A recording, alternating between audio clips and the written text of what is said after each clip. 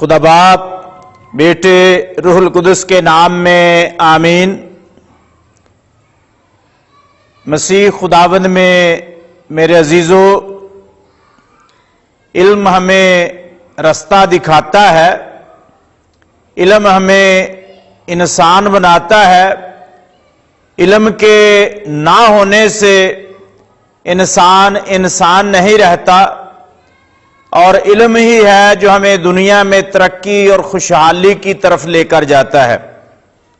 اس دنیا میں دو قسم کے علم پائے جاتے ہیں، علوم پائے جاتے ہیں۔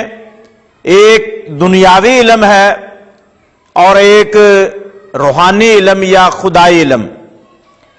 دنیا کا علم ہمیں دنیا کو سمجھنے میں مدد دیتا ہے، دنیا میں ترقی کرنے میں ہماری رہنمائی کرتا ہے، ہماری اس دنیا کو خوبصورت بنانے میں ہمارا ساتھ دیتا ہے۔ لیکن دوسری طرف جو خدا کا علم ہے، جسے ہم پاک کلام کے نام سے جانتے اور سمجھتے ہیں، مانتے ہیں، اس پر ہمارا ایمان ہے، یہ ہمارے لیے رشد و ہدایت کا منبع ہے، یہ ہمارے لیے ہدایت و رہنمائی کا سرچشمہ ہے۔ یہ خدا کا لاسانی کلام ہے۔ جیسے خدا لاسانی ہے، اسی طرح اس کا کلام بھی لاسانی ہے۔ جیسے خدا لافانی ہے، اسی طرح اس کا کلام بھی لافانی ہے۔ جس طرح خدا ابتدا سے ہے، اسی طرح اس کا کلام بھی ابتدا سے ہے۔ جیسے خدا ابدی ہے، اس کا کلام بھی ابدی ہے۔ جیسے خدا ازلی ہے، ویسے ہی اس کا کلام بھی ازلی ہے۔ جیسے خدا عظمت والا اور شان والا ہے، اسی طرح اس کا کلام بھی عظمت اور شان والا ہے۔ جیسے خدا معتبر اور متبرک ہے، اسی طرح خدا کا پاک کلام بھی معتبر اور متبرک ہے۔ جیسے خدا کی ذات پاک اور اس کی ہستی پاکیزہ ہے، اسی طرح خدا کا پاک کلام بھی اقدس ہے اور یہ پاکیزہ ہے۔ جیسے خدا کے پاس آنے سے ہماری ذات پاک ہو جاتی ہے، اسی طرح خدا کا پاک کلام پڑھنے سے، سننے سے، سمجھنے سے، اس کو دل میں رکھنے سے، اس پر عمل کرنے سے، اس کی گواہی دینے سے، اس کی تعبیر و تشریح کرنے سے ہمیں پاکیزگی اور تطہیر حاصل ہوتی ہے۔ مسیح خداوند میں میرے عزیزو، خدا کے پاک کلام کی اہمیت بہت زیادہ ہے۔ یہ ہمیں خدا سے ملاتا ہے، یہ خدا کے ساتھ ہمارا رشتہ استوار کرتا ہے، یہ خدا کے ساتھ ہمارے تعلقات کو بڑھاتا ہے، یہ ہمارے لیے برکت اور فضل کا ذریعہ اور وسیلہ ہے۔ اس کو پڑھنے سے، سننے سے ہمیں اپنی زندگی کی راہوں کو درست کرنے کا، ٹھیک کرنے کا موقع ملتا ہے۔ یہ اچھائی اور سچائی کا کلام ہے، یہ نیکی اور صداقت کا کلام ہے، اور یہی خدا کا وہ کلام ہے جو ہمیں خدا کے قریب لاتا ہے، اور خدا کی قربت میں اس کے ذریعے سے ہماری خدا اور انسان کی قربت میں اضافہ ہوتا ہے۔ مسیح خداوند میں میرے عزیزو، خدا کے پاک کلام کو کلمہ بھی کہا جاتا ہے، انگلش میں اسے دا ورڈ آف گاڈ کہتے ہیں، اسے کلام بھی کہتے ہیں، اسے سخن بھی کہتے ہیں، اسے ملفوظ بھی کہتے ہیں، اسے خدا کی باتیں بھی کہتے ہیں، اسے خدا کے پاک نوشتے بھی کہا جاتا ہے، اسے خدا کے پاک صحیفے بھی پکارا جاتا ہے، اسے خدا کی پاک شریعت بھی کہا جاتا ہے، اسے خدا کے پاک احکامات اور ارشادات کے نام سے بھی یاد کیا جاتا اور تعبیر کیا جاتا ہے۔ مسیح خداوند میں میرے عزیزو، خدا مختلف طریقوں سے اپنے لوگوں سے ہم کلام ہوتا رہا۔ خدا نوح نبی سے ہم کلام ہوا، خدا نے باپ ابراہیم کی رویا میں رہنمائی کی، اس کے ساتھ بات چیت کی۔ خدا مختلف نبیوں تک پہنچا، خدا نبیوں پر اپنا پاک کلام نازل کرتا ہے، خدا کا پاک کلام اس کے پاک لوگوں تک پہنچتا ہے تاکہ وہ اس کے کلام کو اس کے دوسرے لوگوں تک پہنچائیں. اس طرح خدا کی بات پھیلتی جائے لوگوں تک پہنچتی جائے. کلام مقدس میں تثنیہ شرح کی کتاب اس کے 4 باب میں ہم پڑھتے ہیں خدا نے موسیٰ نبی کو حکم دیتے ہوئے نصیحت کرتے ہوئے فرمایا کہ میرا یہ کلام نہ صرف تیرے لیے تیری قوم کے لیے بلکہ آنے والی نسلوں کے لیے بھی ہے، بیٹوں کے لیے بھی ہے، پوتوں کے لیے بھی ہے. جب انسان راہ میں چلے اس وقت بھی اپنے بیٹوں کو نصیحت کرے، جب وہ گھر میں بیٹھے اس وقت بھی نصیحت کرے، جب وہ لیٹے جب وہ اٹھے اس وقت بھی خدا کے پاک کلام کی باتیں کرے. گھر میں ہو، گھر سے باہر ہو، رستے میں ہو، منزل پر ہو، کوئی بھی وقت ہو، جب بھی موقع ملے خدا کے پاک کلام کی بات چیت کرنی چاہیے. خدا نے موسیٰ نبی سے فرمایا لوگوں کو اکٹھا کر تاکہ میں انہیں اپنا پاک کلام سناؤں. یعنی خدا اپنا پاک کلام اپنے لوگوں کو سنانا چاہتا ہے تاکہ اس کے پاک کلام کے ذریعے اور وسیلے سے لوگوں کی زندگی بچ جائے، لوگ خدا کے قریب آئیں، لوگ خدا کی برکت حاصل کریں، لوگ خدا سے فضل حاصل کریں. ہم خدا کے کلام میں پڑھتے ہیں تثنیہ شرح کی کتاب میں لکھا ہے کہ کلمہ تجھ سے دور نہیں ہے، وہ سمندر پار نہیں ہے جہاں سے کوئی بہانہ کرے کہ کون ہمارے لیے سمندر پار جائے گا اور خدا کے پاک کلام کو لے کر آئے گا. خدا کا کلام آسمان پر نہیں کہ کون ہمارے لیے آسمان پر چڑھے اور خدا کا پاک کلام ہمارے لیے لے کر آئے. خدا کا کلمہ تیرے منہ میں ہے اور تیرے دل میں ہے تاکہ انسان فوراً اس کلام پر دل سے عمل کر سکے. یہ ہماری زندگی میں اترا ہوا ہے، خدا کے پاک کلام کی باتیں ہمارے دل میں ہیں. جب بزرگ یوسف جو بعد میں بادشاہ بنے خواب دیکھتے ہیں تو اپنے بھائیوں کو خواب بتاتے ہیں تو بھائی حسد کا شکار ہو جاتے ہیں، دشمنی پر اتر آتے ہیں. لیکن خدا کے بندے بزرگ یعقوب نے ان باتوں کو اپنے دل میں رکھا. دل خدا کے پاک کلام کو رکھنے کے لیے سب سے اہم حصہ اور سب سے اہم جگہ ہے جہاں پر ہم اپنی ساری قیمتی چیزیں سنبھال کر رکھتے ہیں. خدا کے پاک کلام میں ہے، زبور نویس فرماتے ہیں زبور 119 میں، اے خداوند میں نے تیرے کلام کو اپنے دل میں رکھ لیا تاکہ تیرے خلاف گناہ نہ کروں. مسیح خداوند میں میرے عزیزو، جب خدا کا کلام ہمارے دل میں ہے یہ ہماری رہنمائی کرے گا، یہ ہمیں بری راہوں سے بچائے گا، برے لوگوں سے بچا لے گا اور ایسے کام کرنے سے ہمیں منع کرے گا، ہماری ہدایت کرے گا جو کہ خدا کو پسند نہیں، جن سے لوگوں کو نقصان پہنچتا ہے، جن سے ہماری زندگی تباہ ہو جاتی ہے.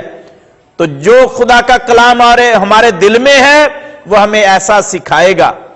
مقدسہ ماہ سے متعلق خدا کے پاک کلام میں ہے مقدس لوکا کی انجیل میں کہ جب لوگ خداوند یسوع مسیح سے متعلق اچھی اور عجیب و غریب باتیں کرتے ہیں تو مقدسہ مریم نے ان باتوں کو اپنے دل میں رکھا، حفظ کر کے ان کو اپنے دل میں رکھا اور ان پر غور و خوض کرتی رہی.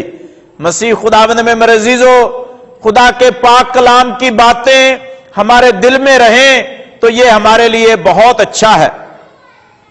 باروک نبی جو ارمیا نبی کے کاتب تھے، جو ارمیا نبی کے شاگرد اور ارمیا نبی کے ساتھی تھے، وہ یہ فرماتے ہیں کہ یہ شریعت کی کتاب ہمیشہ کے لیے ہے، اب تک ہے، اور یہ کتاب ہمیں سکھاتی ہے کہ جیسے خدا ابدی ہے اسی طرح اس کا کلام بھی ابدی ہے. جیسے خدا ازل سے ہے اسی طرح اس کا کلام بھی ازل سے ہے. کچھ لوگ کہتے ہیں یہ کتاب اب ختم ہو گئی، اس کی حیثیت ختم ہو گئی، ابھی یہ والی کتاب پڑھنا شروع کر دیں. تو مسیح خداوند میں میرے عزیزو، خدا کا کلام کبھی نہیں بدلتا.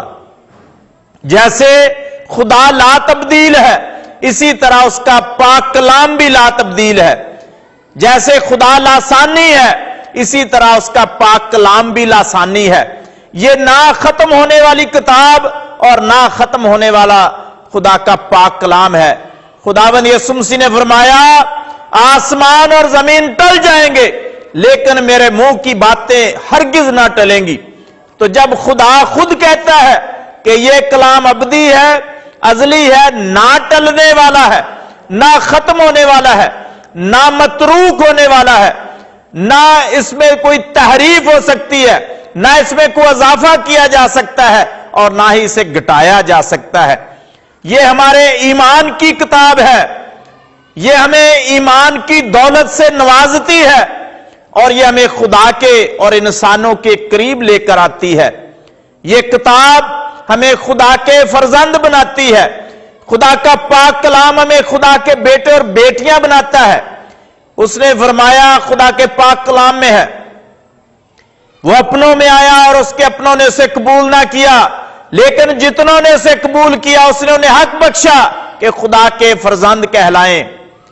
خدا کا پاک کلام ہمیں خدا کے بیٹے اور بیٹیاں بناتا ہے اور خدا کا پاک کلام ہمیں ایمان دیتا ہے۔ رومیو کے نام خط میں ہے، ایمان سننے سے پیدا ہوتا ہے اور سننا مسیح کے کلام سے۔ جب ہم اس کتاب کو پڑھتے ہیں، اس کتاب کو سنتے ہیں، تو جو ایمان بچپن میں ہمارے دل میں بویا گیا، جیسے ایمان کا پودا ہمارے دل میں ہمارے والدین نے اور ہمارے مذہبی رہنماؤں نے لگایا، جس کلام کو انہوں نے ہمارے دل میں کاشت کیا، ہماری زندگی میں کاشت کیا، وہ کلام بڑھتا جاتا ہے، وہ پودا بڑھتا جاتا ہے، بڑا ہو جاتا ہے، تناور درخت بنتا ہے اور پھل لاتا ہے، کوئی 30 گنا، کوئی 60 گنا اور کوئی 100 گنا۔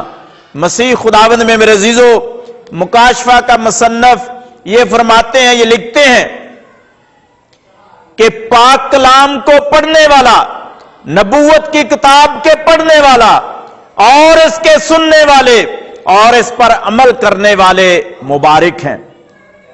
تو آئیے ہم اپنی زندگی میں اس کتاب کو اگر پڑھ سکتے ہیں تو زیادہ سے زیادہ پڑھیں۔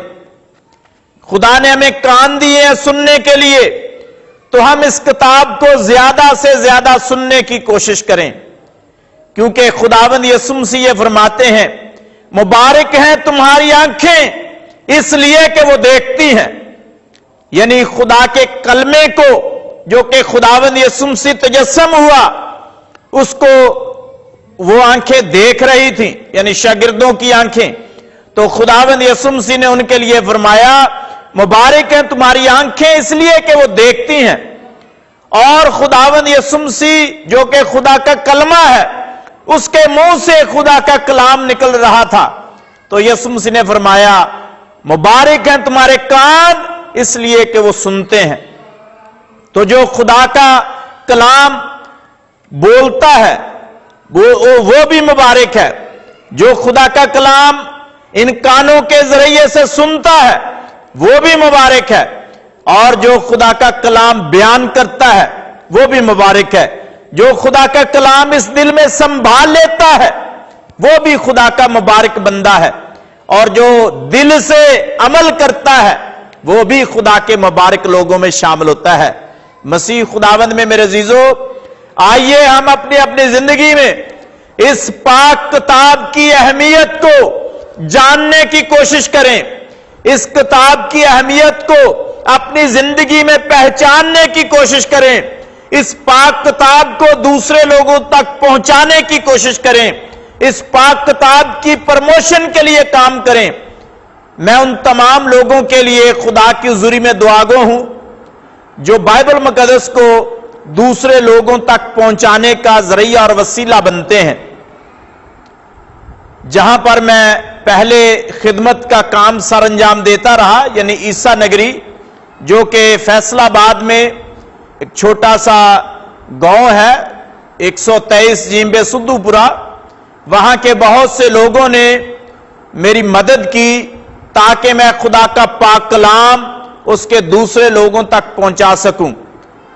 بائبل اسٹڈی گروپ بنایا گیا اور اس کے لیے انہوں نے بائبل مقدس کا ہدیہ دیا تاکہ جو بچے بائبل سٹڈی کرتے ہیں، جن کے پاس یہ والی بائبل مقدس نہیں ہے، ان لوگوں کو پڑھنے میں دشواری نہ ہو، دقت نہ ہو، بلکہ جب وہ سٹڈی کے لیے آئیں تو انہیں چرچ کی طرف سے بائبل سٹڈی گروپ کے انچارج کی طرف سے یہ بائبل مقدس دی جائے تاکہ وہ بائبل سٹڈی کر سکیں۔ جن جن لوگوں نے پہلے اس کام میں میری خدمت کی ہے، اس کلام کی خدمت کی ہے، میرا ساتھ دیا ہے، خدا کی خدمت کی ہے، خداوند خدا ان کی تمام خدمات کو، ہدیہ جات کو اپنی حضوری میں یاد فرمائے، قبول کرے اور انہیں اپنی برکتوں سے مالا مال کرے۔ ساتھ ہی ساتھ جو مستقبل میں بھی میرا ساتھ دینا چاہتے ہیں تاکہ ہم بائبل مقدس کو گھر گھر میں پہنچائیں، ہم لوگوں تک خدا کے پاک کلام کی اہمیت کو واضح کریں، ان لوگوں کے دلوں میں جن کے گھر میں یہ بائبل مقدس نہیں ہے، ان کے گھروں تک یہ بائبل مقدس پہنچا سکیں، وہ کلام کو پڑھنے کا شوق رکھتے ہیں، شعور رکھتے ہیں، انہیں خدا کا پاک کلام دے سکیں۔ میں ایسے تمام لوگوں سے گزارش کرتا ہوں جو اس کام میں ساتھ دینا چاہتے ہیں، وہ میرے ساتھ رابطہ قائم کر سکتے ہیں۔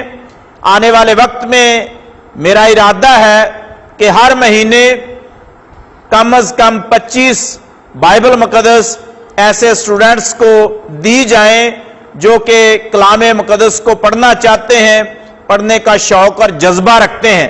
تو آپ میں سے جو بھی لوگ سنتے ہیں، میرا ساتھ دینا چاہتے ہیں کلام کو پھیلانے کے لیے، ان سے گزارش ہے کہ وہ میرے ساتھ رابطہ قائم کر سکتے ہیں تاکہ ہم خدا کے پاک کلام کے پھیلاؤ کے لیے اپنا اپنا کردار ادا کریں، اپنا اپنا حصہ ڈالیں، اور اس طرح ہمارے لوگ، خدا کے لوگ، اس کے کلام سے زیادہ واقفیت حاصل کریں، اسے پڑھیں اور اس سے زندگی پائیں۔ مسیح خداوند کے وسیلہ سے آمین۔